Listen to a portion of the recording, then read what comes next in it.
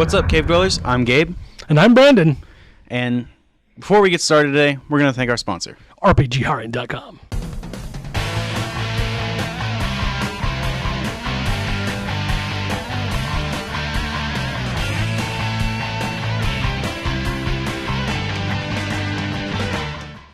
Wonderful people. Building people, changing lives. Yes, they are. And, Brandon, what are we talking about today? Today we're starting a new series called Pull List Gems. So on Pull List Gems, we're going to talk about new comics that are coming out or that have been coming out that we feel like are gems and that you should definitely put on your pull list. And we'll do a short little review to get you interested. Hey, they're pretty cool stories, at least. Definitely worth the read. Oh yeah, definitely. If you can read, this is what you should be doing. If you can read. Can you read? Yes. Learn to read, then read them. Right. So, this week we're talking about Hulk number 1. Hulk number 1 by Donnie Cates and Ryan Ottley. If you're into comics, then you probably know about Donnie Cates, a famous writer. He started, he did God Country, Redneck, Baby Teeth, Venom, creator of Knoll, did a lot of stuff. He's like super popular. He's like the top writer in comics right now. And he's teamed up with Ryan Ottley from Invincible fame. So you know that he has sort of a different take on art and has a unique art style. And he definitely brought it with Hulk. It's funny because as I was reading this, I said, this reminds me of Invincible. It has Invincible vibes, which is good because it's, like I said, it's a different kind of art style, and it does leap off the page. The show, not the character. Right. Or like the books, the not books, the character. yeah. Sorry. So, first of all, let's talk about the art. What do you think of the art? I actually really liked it. I love the style. This is one of my favorite styles for comic art. I like super realistic, old school, and like this for my in between. So yeah, and they kind of put some of that.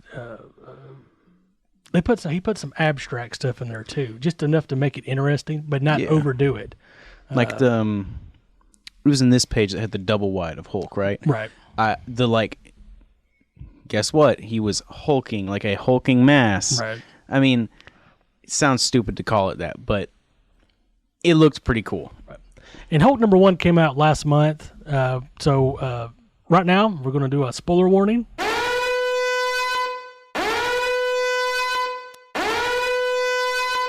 Because this is Hulk 1. If you haven't had time to get it, definitely get it. Then come back to the video. But we're going to talk about the story. It's kind of the aftermath of an event. If you haven't got to read everything, you can still sort of glean what happened. But basically, Hulk's in a situation where something happened in El Paso, and the town sounds like it got wrecked, right? Destroyed, basically. And basically, there's everybody else, like on the Avengers, are sort of leery of Hulk. It sort of seems like, and it seems like they're like, it's implied that they're sort of maybe making plans of like what they would have to do if Hulk actually got out of control and they had to stop him. And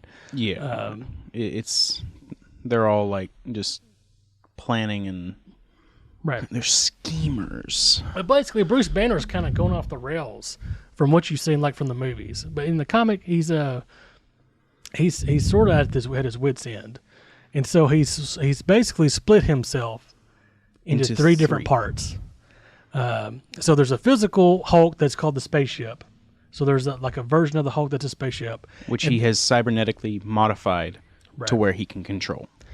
And then there's the regular Hulk that he has locked in his subconscious that is like that is in an engine room. That is what he calls it. And that's what he calls it. And he can and then there's Bruce Banner, and he's like the captain of the ship, and he controls how angry the Hulk gets by basically sending things at him to make him more angry. And much like he says in the book, he's no longer controlled by his anger. He has it as a fuel.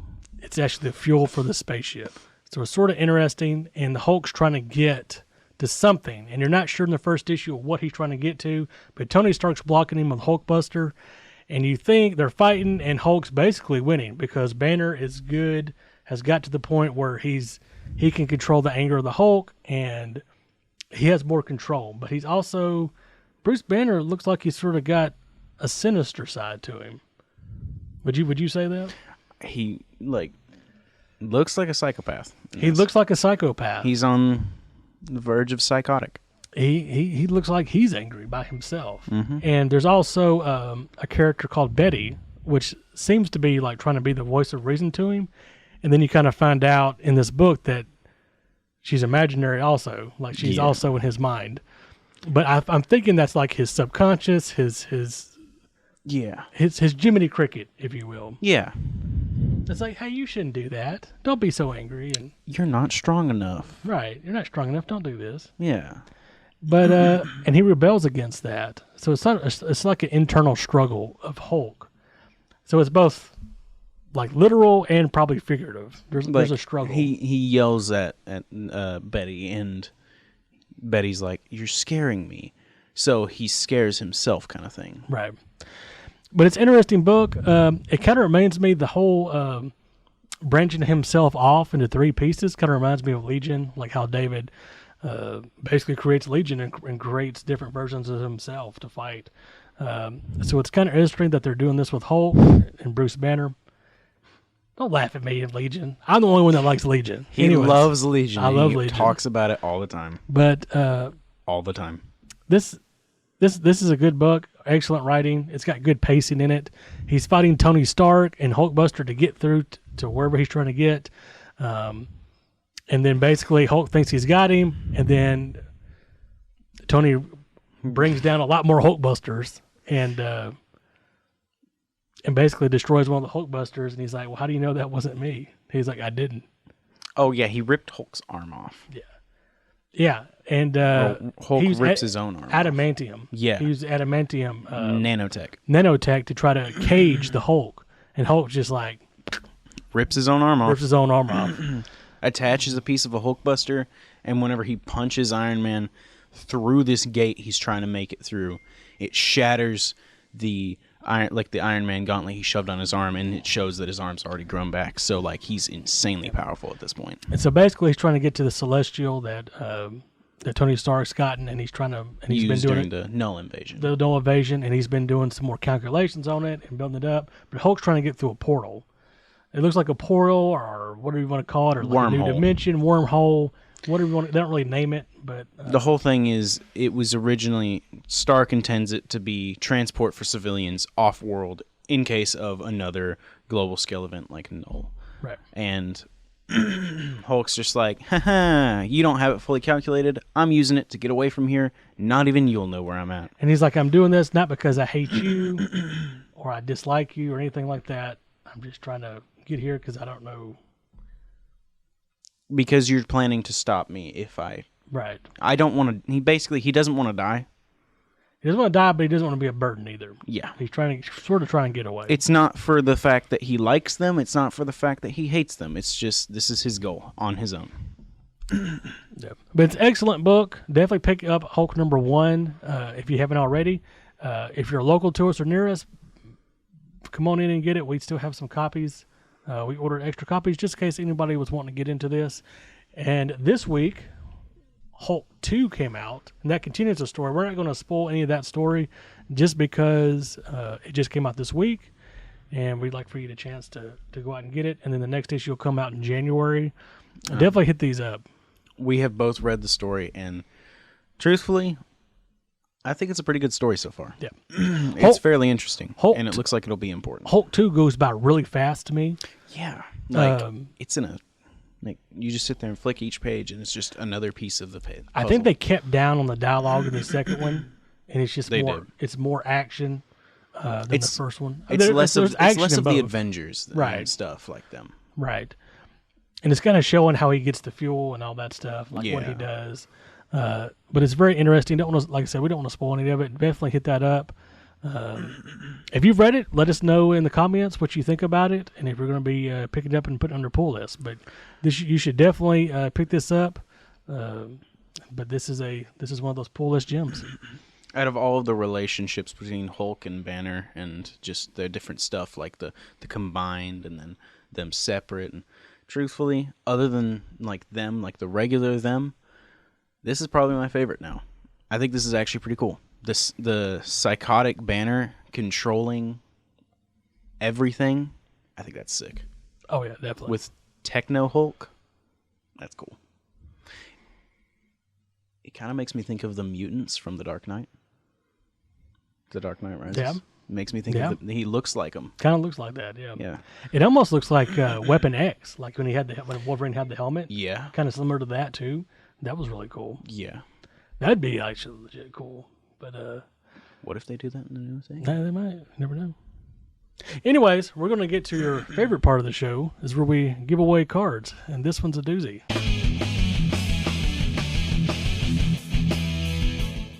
This week's giveaway is Peter Smith. Woo! Let's see who won.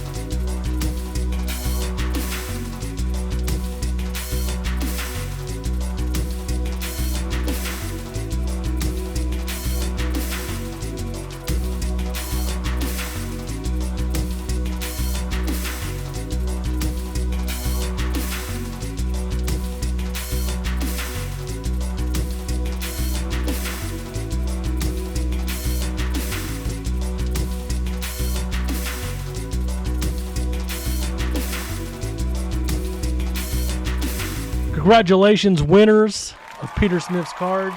And our loot box. You're dead last, but we still love you. Man, we're going to get this shipped out right away. Let's go right into our artist spotlight for this week.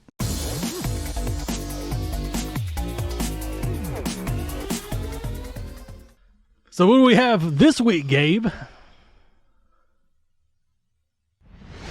Lucio, Parillo, and Carla Cohen. Woo! Man. These... Merry Christmas. That's probably some of the best. But we are giving away, and I'll kind of lay these out because I want people to definitely be able to see them, and these are in really nice Ultra Pro covers. Some of the fan favorites here.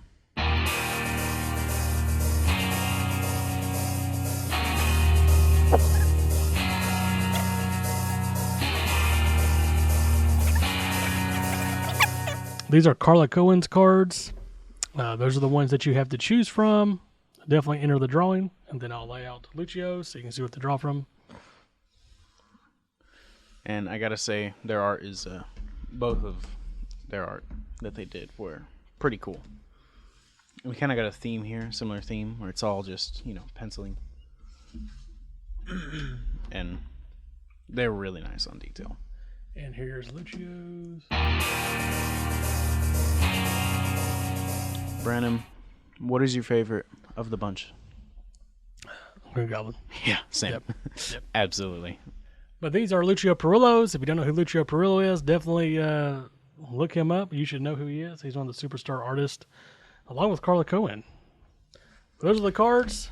Make sure you like, comment, subscribe, and follow the landing page on the description to be able to enter to win these cards. Merry Christmas. These are a doozy. Do it now.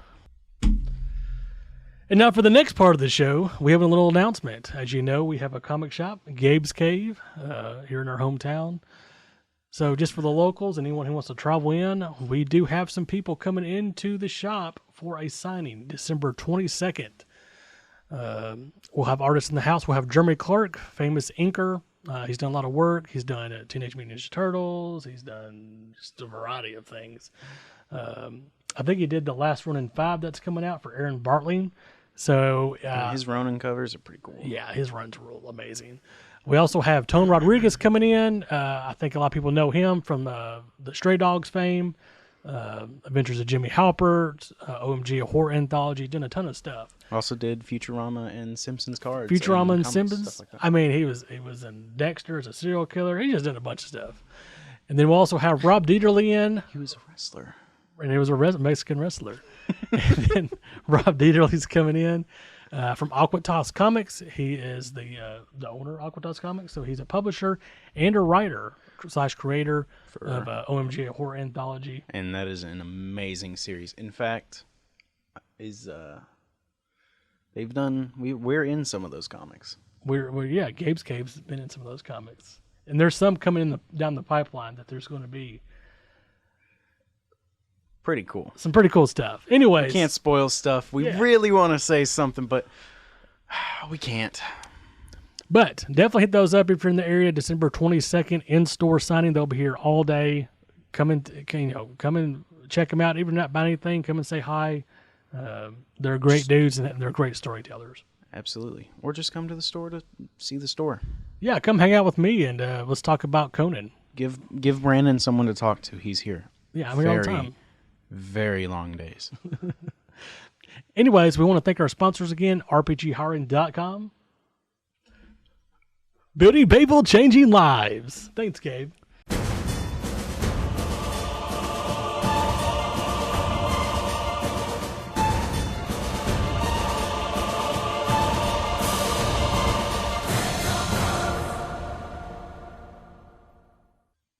You got anything else? No. Anything else, Gabe? No, I don't. Not at all.